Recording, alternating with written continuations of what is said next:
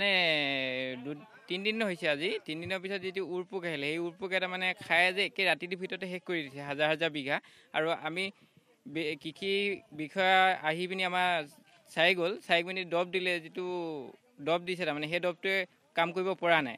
আৰু আমি তথাপিতো আমি এক্সট্ৰাকৈ তাৰমানে যিটো দোকানত পায় দৰৱ, যিমান কাৰা দৰৱ হ'লেও আৰি মাৰিছোঁ তাৰমানে পোকখিনি মৰা নাই। যিমান মাৰিছোঁ তাৰমানে সিমান বাঢ়ি গৈছে। আৰু এজোপা গছত তাৰমানে পোক বাঢ়ি আৰু তাৰমানে ধান গছজোপা দেখি পোৱা নাই, অকল পোকে আছে। আৰু সেইকাৰণে বিভাগীয় কৰ্তৃপক্ষক কৈছোঁ যে আমাক আৰু যদি ভাল দৰৱ যদি দিয়ে, যাতে যদি যিখিনি ভাল হৈ আছে সেইখিনি যদি ৰক্ষা কৰিবলৈ যদি দৰৱটো দিয়ে, তেতিয়া তাৰমানে আমি আৰু বছৰটোত কিবা হ'লেও অলপ পাম বুলি ভাবিছোঁ। যদি নহ'লেতো কোনো ধান নহ'লেতো আমাৰ একাল ব্যৱস্থা হৈ যাব। আৰু বিভাগীয় কৰ্তৃপক্ষই তাৰমানে অনতিপলমে সোনকালে যদি ব্যৱস্থা কৰি দিয়ে। আৰু চৰাই চিৰিকটি আশা কৰিছোঁ, হ'লেও চৰাই চিৰিকটিয়ে অলপ দেৰি খোৱাৰ পিছতে সিহঁতিতো শেষ কৰিব পৰা নাই, হ'লেও জেং চেং ব্যৱস্থা কৰা হৈছে। আৰু আমি শেষৰ পৰা এতিয়া সেই জেঙৰ ব্যৱস্থাই কৰিছোঁ। আৰু যদি চৰাই শেষ ভৰসা এই গোটেই পথাৰ মানে এনেকুৱা জাক পোক আহি কিনি গোটেই মানে নষ্ট কৰিছে পথাৰত। আৰু তাৰ আগতে আমাৰ বানপানী হৈছিলে, বানপানী হোৱাৰ পিছত এই মানে বেমাৰটো লাগিছে। মানে বেমাৰ মানে কি, মানে লাখ লাখ পোক আহিছে আমাৰ ইয়াত। এতিয়া আমি বিভাগীয় ফালৰ পৰা আমাৰ দৰৱ পাতি দিছে, দিলে হ'লেও আমি মানে দৰৱ মাৰিছোঁ, কিন্তু আমি উপকৃত হ'ব পৰা নাই। মানে হাজাৰ হাজাৰ বিঘা আমাৰ কেইবাখন গাঁৱৰ মানে ৰাতিটোৰ ভিতৰতে 2 দিনৰ ভিতৰত শেষ কৰিছে মানে খাই। সেইকাৰণে আমাৰ এতিয়া বিভাগীয় ফালৰ পৰা আমাক কিবা এটা উপায় লাগে। মানে ইয়াত ক'তো ধৰক ভাল দৰৱ দিব পৰা বা কিবা এটা আমাক ব্যৱস্থাটো কৰি দিব লাগে।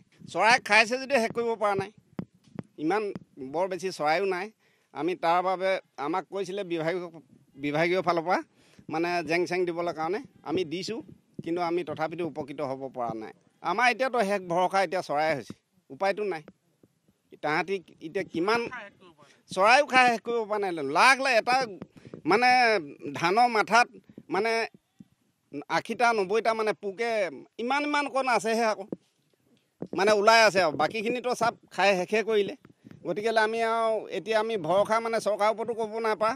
আমি এতিয়া ধৰক জেঙৰ ওপৰতে আমি চৰাইৰ ওপৰতে আমি নিৰ্ভৰ কৰি আছোঁ।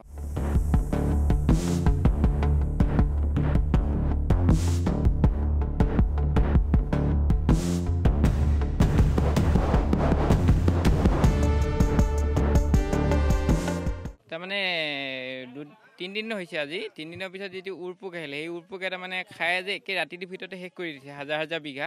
আৰু আমি কৃষি বিষয়া আহি পিনি আমাৰ চাই গ'ল, চাই পিনি দৰৱ দিলে, যিটো দৰৱ দিছে তাৰমানে সেই দৰৱটোৱে কাম কৰিব পৰা নাই।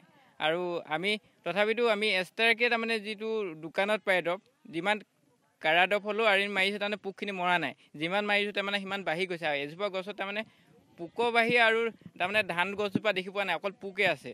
আৰু সেইকাৰণে বিভাগীয় কৰ্তৃপক্ষক কৈছোঁ যে আমাক আৰু যদি ভাল দৰৱ যদি দিয়ে, যাতে যদি যিখিনি ভাল হৈ আছে সেইখিনি যদি ৰক্ষা কৰিবলৈ যদি দৰৱটো দিয়ে, তেতিয়া তাৰমানে আমি আৰু বছৰটোত কিবা হ'লেও অলপ পাম বুলি ভাবিছোঁ। যদি নহ'লেতো কোনো ধান নহ'লেতো আমাৰ একাল ব্যৱস্থা হৈ যাব।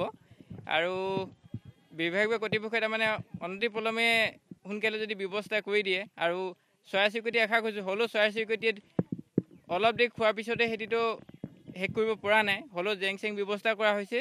আৰু আমি শেষৰ পৰা এতিয়া সেই জেঙৰ ব্যৱস্থাই কৰিছোঁ। আৰু যদি চৰাই শেষ ভৰসা এই গোটেই পথাৰ মানে এনেকুৱা জাক পোক আহি কিনি গোটেই মানে নষ্ট কৰিছে পথাৰত।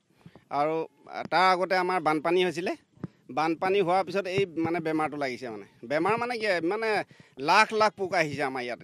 এতিয়া আমি বিভাগীয় ফালৰ পৰা আমাৰ দৰৱ পাতি দিছে, দিলে হ'লেও আমি মানে দৰৱ মাৰিছোঁ, কিন্তু আমি উপকৃত হ'ব পৰা নাই।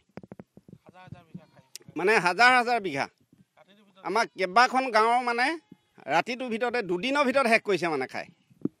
সেইকাৰণে আমাৰ এতিয়া বিভাগীয় ফালৰ পৰা আমাক কিবা এটা উপায় লাগে।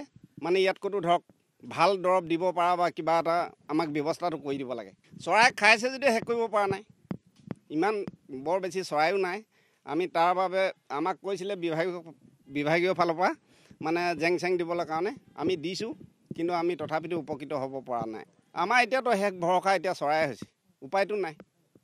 তাহাঁতি এতিয়া কিমান চৰাইও খাই শেষ কৰিব পৰা নাই। লাখ লাখ এটা মানে ধানৰ মাথাত মানে 80টা 90টা মানে পোকে ইমান কণ আছেহে আকৌ মানে ওলাই আছে আৰু বাকীখিনিতো চব খাই শেষে কৰিলে।